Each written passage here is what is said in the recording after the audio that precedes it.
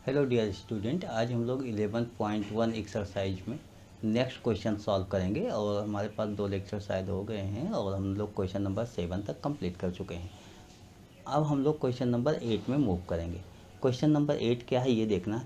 A horse is tied to a peg at one corner of a square shaped grass field of side 15 metre by means of a 5 metre long rope. See figure 11.8 find. देखिए ये वाला figure आपके पास है, ये क्या है? मतलब ये एक, आप ऐसे समझ लो, हिंदी मीडियम के स्टूडेंट भी यहाँ समझ लेंगे, हिंदी मीडियम के लिए स्पेशली, कि एक ये स्क्वायर है, मतलब कोई भी खेत होता है 15 मीटर, ये 15 मीटर होता है, ऐसे 15 मीटर ये हो गया, इधर भी 15 मीटर हो गया, मतलब स्क्वायर है। और यहाँ पर एक खूंटा, जिसे रस्सी, खूंटा इसको बोलते हैं हिंदी में, जिसे पेग बोल रहे हैं, और इसमें एक रस्सी बांध दी गई है, ठीक है, रोप, रस्सी। और इसकी लेंथ जो होती है वो होती है 5 मीटर, 5 मीटर की एक रस्सी बांध दी गई है। और एक हार्स है, हार्स मीन जान रहे हो, घोड़ा है। तो इसमें कह रहे हैं कि ये कितनी फील्ड को चलेगा, तो जाहिर सी बात है ऐसे बंधा हुआ है तो इतने ही तो चलेगा। मीन ये क्या हो गया, आप इस पार्ट को देखो तो ये पार्ट आपका क्या बन रहा है, दिस पार्ट, ये आपका पार्ट क्या हो गया, ये क्वाड्रेंट है, मतलब 90 डिग्री एंगल है, क्योंकि जैसे ही इन्होंने बोला था कि ये स्क्वायर है तो ये 90 एंगल हो गया। तो सर्किल का, इस सर्किल ही बन रहा था लेकिन ये क्वाड्रेंट हो गया आपके पास। तो यही इसी की बात हो रही है। अब हमें इसमें क्या निकालना है वो हम लोग देखेंगे, लेकिन अभी हम लोग क्वेश्चन देख रहे थे। आइए अब हम लोग क्वेश्चन को समझ लिए हैं, अब आगे देखते हैं क्या क्या है। देखिए हमें क्या निकालना है। The area that part of field, first the area of that part of the field in which the house can graze. मतलब आपको वही पार्ट जो मैंने बोला था कि वो कहाँ तक पहुँचेगा, कितना चढ़ सकता है, उसी की बात ये कर रहे हैं। तो 90 डिग्री एंगल होता है तो क्वाड्रेंट की एरिया, साफ साफ को एरिया ऑफ क्वाड्रेंट ही तो आपसे कह रहे हैं। तो एरिया ऑफ क्वाड्रेंट हम फार्मूला लगा देंगे और निकाल लेंगे। आइए निकालते हैं area of quadrant.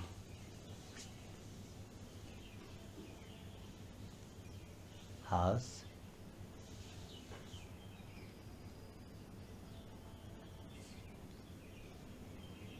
in the field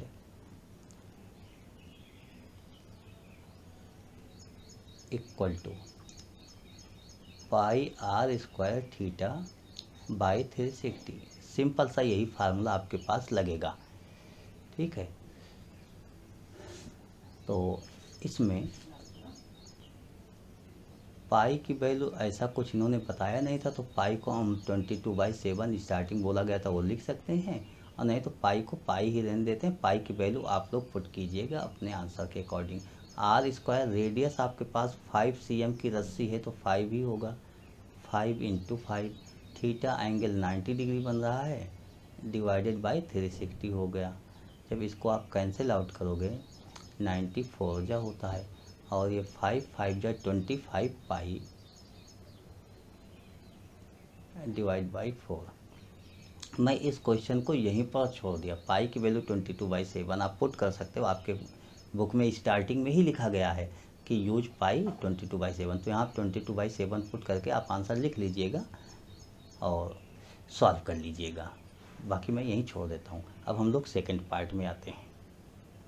देखिए हमारा सेकंड पार्ट क्या है क्वेश्चन का। इसका जो सेकंड पार्ट होता है वो ये होता है, द इंक्रीज, देखिए the increase in the grazing area in the rope were 10 metre long instead of 5 metre. इसमें पाई की वैल्यू है, मतलब वो जो 5 मीटर था अगर वो 10 मीटर लॉन्ग कर दिया जाए तो क्या होगा, रस्सी को 10 मीटर कर दिया जाए। जाहिर सी बात, इस क्वेश्चन को यहीं पर देखिए आप फिर से। अभी तक तो ये एरिया यहाँ पर थी, अब अगर इस रस्सी को हम 10 मीटर कर देते हैं तो आप देखिए कहाँ पहुँच गए। ये 10 मीटर का मतलब ये कुछ ऐसा हो गया, हाउस हमारा यहाँ पर आएगा इस तरीके से। अब इसमें क्वेश्चन में ये बोला गया कि ये जो इंक्रीज एरिया हुई ये बताइए कि वो कितना ज़्यादा चढ़ सकता है। तो इसका मतलब जो 10 मीटर में चढ़ सकता है वो, उससे हम स्टार्टिंग वाला माइनस कर देते हैं, ये 5 वाला, तो हमारे पास आ जाएगा एरिया इंक्रीजिंग। तो आप एरिया इंक्रीजिंग लिखो और उसके बाद माइनस कर दो। आप यहाँ लिखोगे एरिया इंक्रीज, सेकंड पार्ट में एरिया इंक्रीज इक्वल टू, अब एरिया आपका इंक्रीज क्या हो जाएगा, देखिए बेसिक फार्मूले तो वही होंगे, बेसिक फार्मूले में कोई चेंज नहीं हो रहा है, बस ये है कि वो 5 का 10 हो गया, तो 5 के प्लेस पर 10 हो गया है। हम लोग ये देखते हैं, तो आपको क्या बताया था यहाँ पर कि पाई आर स्क्वायर थीटा बाई 360 होगा। देखिए ये नहीं बदल रहा, केवल आर बदल रहा है, तो R1 minus pi R2 square theta by 360, बस यही चेंज हो रहा है। मेन पाई और ये थीटा की वैल्यू तो वही होगी 90 डिग्री, इसमें दोनों चेंज नहीं हो रहा है। तो पाई थीटा बाई 360 ये तो आपने कॉमन ले लिया, आपके पास क्या बदला R1 square minus R2 square, और पाई की वैल्यू 3.14 पुट करने की बात हुई है, थीटा 90 है अपॉन 360 है। यहाँ क्या हुआ R1 रेडियस 10 हो गया था, बाद में इंक्रीज हो गए, और स्टार्टिंग रेडियस 5 था आपके पास, इसी को सॉल्व करना था। जब इसको आप सॉल्व करोगे तो ये तो 4 हो गया, कैंसिल तुरंत हो गया, और 2 से ये कैंसिल होगा 1.57 ये आ जाएगा। तो ये हम नोट कर लेते हैं 1.57 divided by 2, 10 square 100 minus 5 square 25, तो ये 1.57 इंटू 75 डिवाइडेड बाई 2। अब इसको आप कैलकुलेट कीजिए, तो इसको कैलकुलेट करके हम लोग नोट कर लेते हैं, ठीक है, मल्टीपल कर लेते हैं 1.57। जब आप इसको मल्टीपल करोगे तो ये होगा 117.75 डिवाइडेड बाई 2, और इसको जब आप 2 से डिवाइड कर दोगे तो ये हो जाएगा 2 से डिवाइड मतलब 2 5 जा 10, ये टोटल 2 5 जा 10, और उसके बाद 2 8 जा 16, 1 ये होगा 875 सेंटीमीटर स्क्वायर। इस तरीके से आपके पास वो एरिया आ गई जो इंक्रीज कर गया, मतलब जब रस्सी 5 से 10 हो गया तो कितना ज़्यादा एरिया वो चढ़ सकता है। तो ये भी आपका आंसर आ गया। अब हम लोग नेक्स्ट क्वेश्चन की ओर मूव करेंगे। आइए नेक्स्ट क्वेश्चन की ओर चलते हैं और देखते हैं नेक्स्ट क्वेश्चन हमारे पास क्या होता है। दिस क्वेश्चन नंबर आपके पास 8 था, अब हम लोग क्वेश्चन नंबर 9 की ओर मूव करेंगे। देखिए क्वेश्चन नंबर 9 होता क्या है, a brooch is made with silver wire in the form of a circle with diameter 35 millimeter. The wire is also used in making 5 diameters. Okay, which divide the circle into 10 equal sector as shown in figure 1.19. Fine. देखिए आपके पास figure given है, जाहिर सी बात आप अगर इसे नहीं समझ पा रहे थे तो ये अब आपके लिए आसान हो गया, इन्होंने बता ही दिया कि आपके पास फिगर भी बनाया हुआ है। तो कैसे बनाया हुआ इसको हम लोग फिर से समझते हैं। देखिए इस बात को आप समझिए, क्या क्या बोल रहे हैं ये। सबसे पहली बात, a brooch is made with silver wire in the form circle with diameter 35। एक सर्किल बना हुआ है, इसका डायमीटर 35 है, इस तरीके से राउंड करके बना दिया गया। इसका मतलब ये तो सरकमफ्रेंस हो गया। सबसे पहली बात यहाँ पर ध्यान दें, ये क्या हो गया, सरकमफ्रेंस 2 पाई आर हो गया। उसके बाद और आगे क्या कह रहे हैं, और आर की वैल्यू यहाँ डायमीटर 35 है, डायमीटर का मतलब आप समझते हो कि 2R इक्वल टू 35 ये गिवन है आपके पास। इसको भी नोट करके चलते हैं। The wire is also used in making 5 diameters. 5 diameter देखिए, 1 डायमीटर आपके पास ऐसे हो गए, 1 2 3 4 5 डायमीटर बना दिए गए। इसका मतलब वायर यहाँ भी यूज हुआ है, ठीक है।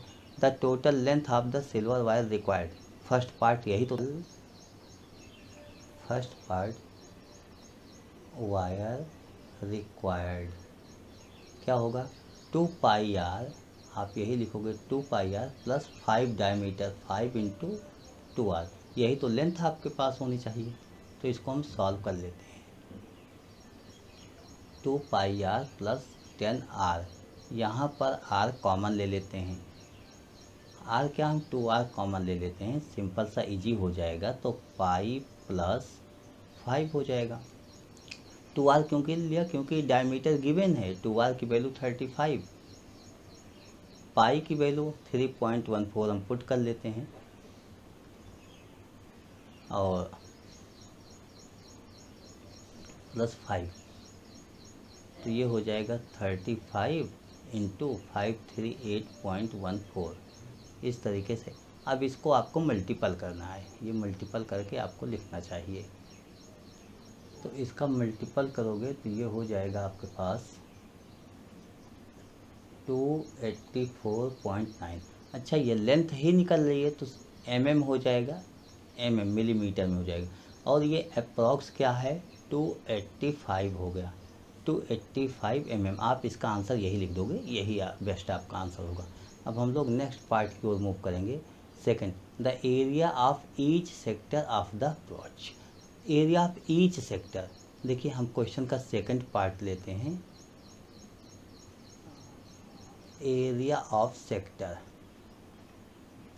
देखिए एरिया ऑफ सेक्टर जैसे ही लिखे, आपके पास फार्मूला क्या होता है, pi r square theta by 360, pi 3.14 into r square, r आपके पास रेडियस, यहाँ पर 35/2 हो गया। अच्छा, यहाँ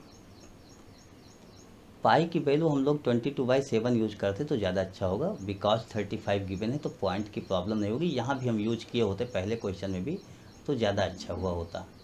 ठीक है, ये आर स्क्वायर हो गया, ये थीटा अपॉन 360, थीटा क्या होगा, देखिए थीटा इसका एक एंगल होगा, और 10 सेक्टर होगा, यानी 360/10 हो गया, 360/10 हो गया, और 360 तो आप लिखते ही हो।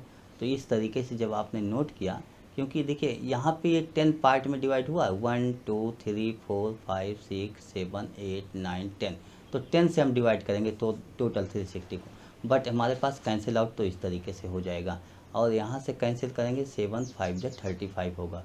उसके बाद यहाँ 5 हुआ, 5 2 जा हो गया, 2 से ये 11 हो गया, तो ये हमारे पास कुछ कैंसिल आउट हो गया।